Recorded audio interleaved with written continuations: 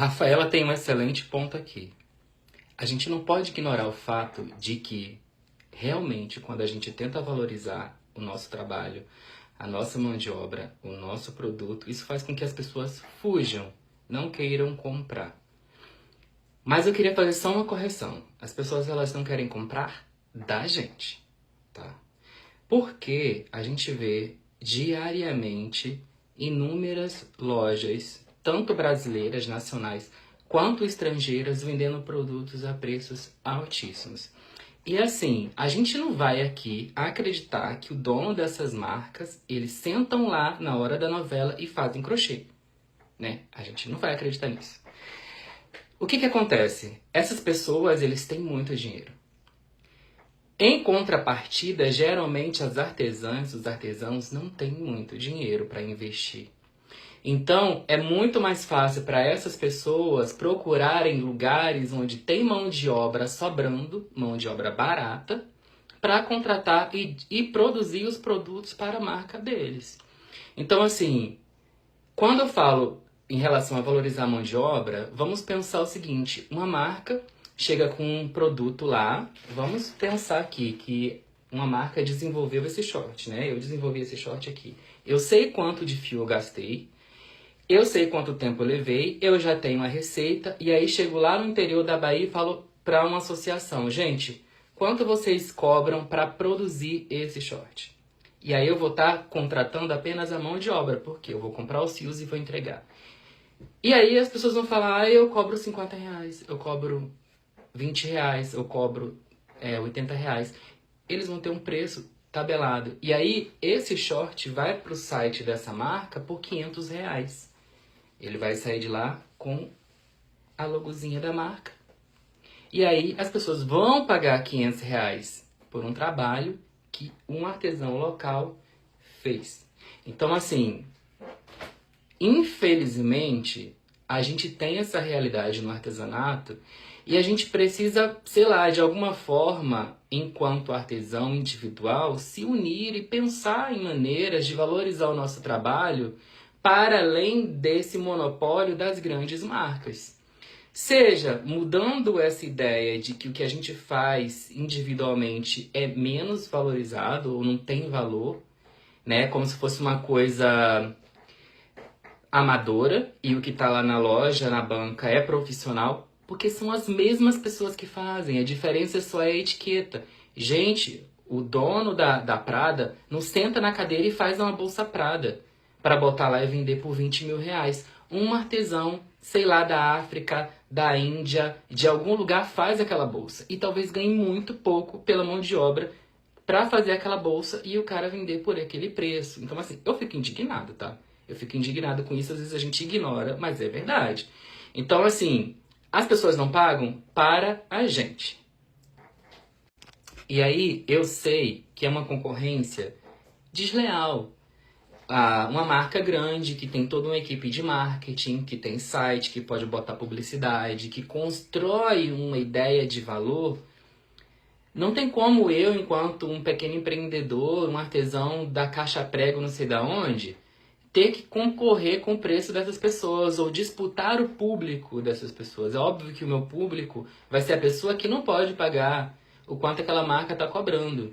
Mas isso não significa, gente, que eu tenha que rebaixar tanto o valor da minha mão de obra a ponto de que eu ganhe enquanto artesão seja inferior a um salário mínimo. Porque aí, nesse caso, é melhor catar latinha na rua, é melhor eu ser diarista, fazer alguma coisa que talvez eu não goste, e nada contra as profissões que trabalham pesado, mas assim, que eu particularmente não gosto. Eu saí da roça e eu odiava trabalhar na roça. Então, assim, entre ganhar muito pouco fazendo crochê e voltar pra roça, plantar milho e feijão e vender na feira, se eu estiver ganhando muito pouco no crochê, vale mais a pena, porque assim, é um aproveitamento melhor do meu tempo, porque a gente só tem um tempo só, né? A gente tem 24 horas no dia, independente do que a gente faça. Se a minha hora fazendo crochê é mais barata do que eu plantando feijão na roça, é melhor ir pra roça plantar feijão, vocês entendem? Então, assim, não é porque uma pessoa não compra que a gente tem que rebaixar demais o nosso preço. Aquela pessoa não compra porque aquele produto não é pra ela. A gente precisa achar a pessoa que vai comprar. E aí passa pela construção da marca, da imagem que a gente quer passar, do valor que a gente põe naquele produto. A gente precisa construir isso. Então, eu acho preocupante quando a gente está no mercado ou num nicho em que as pessoas apelam muito para o preço baixo. Sim, eu não acho que artesanato tem que ter preço baixo.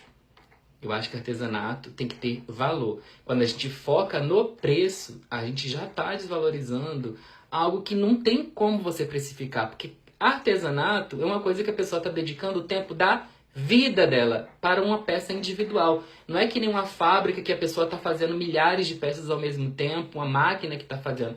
Não, a pessoa está, gente, dedicando a vida dela para fazer ponto a ponto. E aí você vai ter essa peça, sei lá, por muito tempo. Então, não tem como você só pegar o valor que você gastou de material e chegar, botar 30% e dizer que você tem um preço.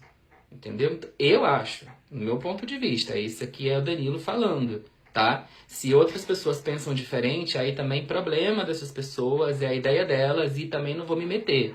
Mas eu sei que a gente tem um desafio. Eu sei que o mercado é muito difícil, as pessoas no Brasil, principalmente, não aprenderam ainda a valorizar o artesanato. Por quê? Por várias razões. Uma delas é porque as pessoas sempre tiveram as coisas manufaturadas, seja artesanato, seja costura feita em casa. Então, quando veio a coisa da fábrica, as pessoas passaram a valorizar mais o que é fabricado do que é feito à mão.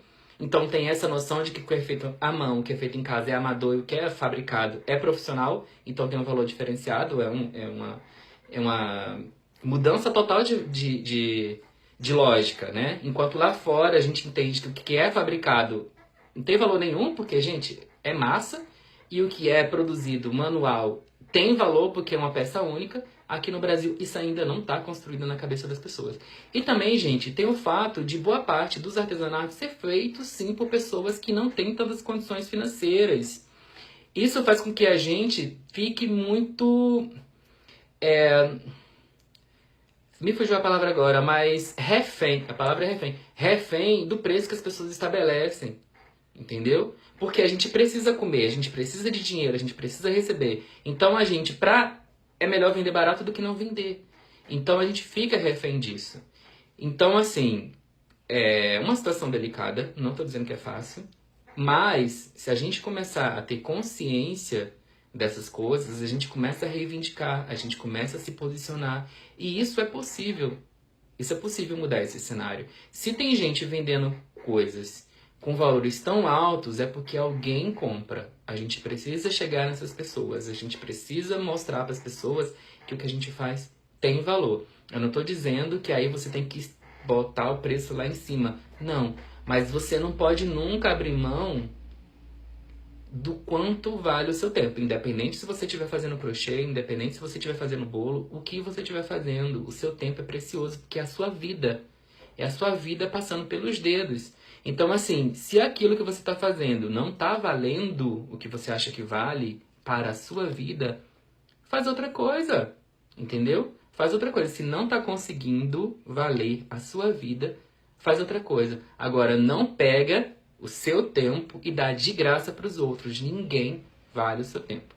Então, a minha mensagem basicamente é essa, gente. Assim, me causa muita irritação perceber esse abismo que existe dentro do mercado de artesanato quando uma marca, onde o dono nunca pegou numa agulha, lucra tanto vendendo uma peça por um preço absurdo, enquanto o artesão, que é a pessoa que produz, às vezes ganha tão pouco ou quase nada.